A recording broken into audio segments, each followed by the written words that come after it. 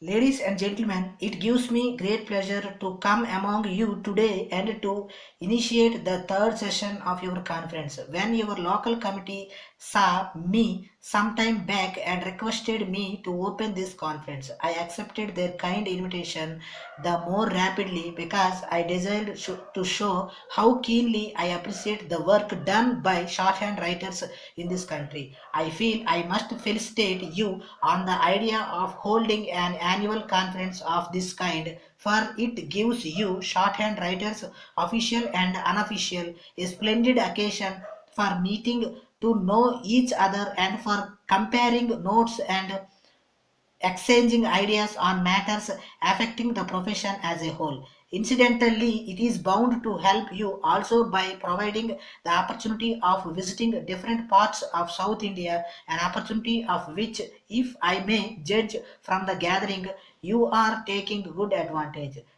Travel invigorates the body and improves the mind. Young men like you should travel at least occasionally, if only for recreation. In view of the many demands on them, knowledge of all kinds is bound to prove valuable for shorthand writers, and there are some kinds of knowledge which you can only acquire by travel. Yours is a growing profession, and with growth comes influence.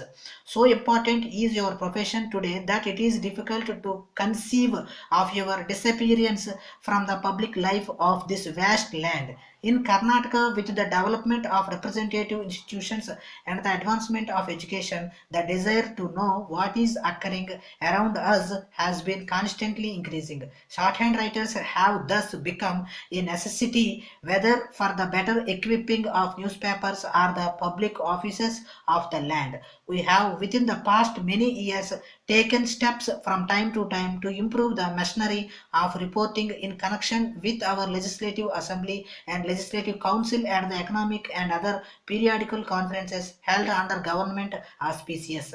Some of you may be interested to know that we have adopted for our use the parliamentary crops system of reporting, so that not only may the reports be rapidly drawn up, but also the physical strain on shorthand writers involved in reporting may to some extent be relieved.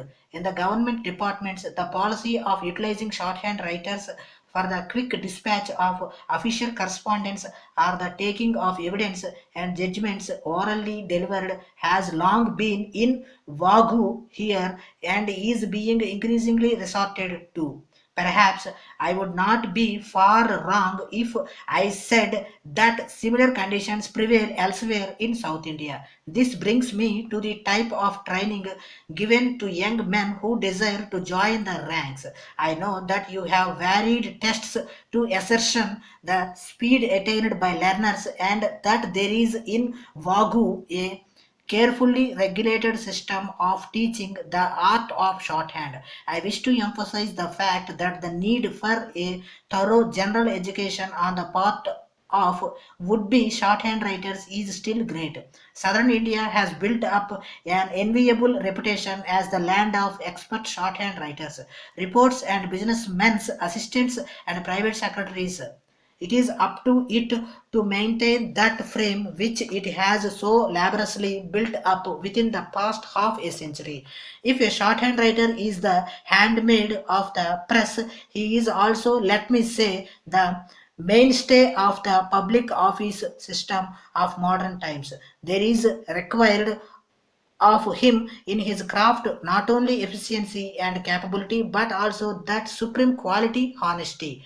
Many secrets pass through the hands if not also through the minds and memories, and it is of vital importance for you to remember that the employer expects you to keep them for him. A shorthand writer is something more than a mere scribe. He is the trusted custodian of official or it may be trade secrets, and so he is bound to respect the interests of those for whom he works by jealously guarding their secrets. A secret is a heavy thing, says a French proverb. You must never succumb to the temptation of relieving yourself and the burden. It is your duty to carry it, and you will soon accustom to it. Remember, this is the age of accuracy. It is the age of good work. You can only hope to prosper if you work efficiently, honestly, and zealously. I am sure, gentlemen, that none of us is afraid of hard work, by which I mean an unflagging industry inspired by an absolute love for our work. There is no better test of a man's fitness for his work than his love for it. But hard work must become a habit before any degree of success, whatever is attained. Hard work never yet killed a man, not hurt him. Worry kills, but not work. Hard work is not irksome. It is a healthy price which any man pays for success. It is not enough if we just do the work as I assigned to us. The art lies in doing more than is expected of us, in proving ourselves more useful than was anticipated. The difference between a successful man and an unsuccessful man is that while the one makes his position greater than he found it, the other keeps it where he found it, and it keeps him there. Let us also be thorough in whatever we do, for without thoroughness there can be no real efficiency, no satisfactory progress. This is one of our common failings.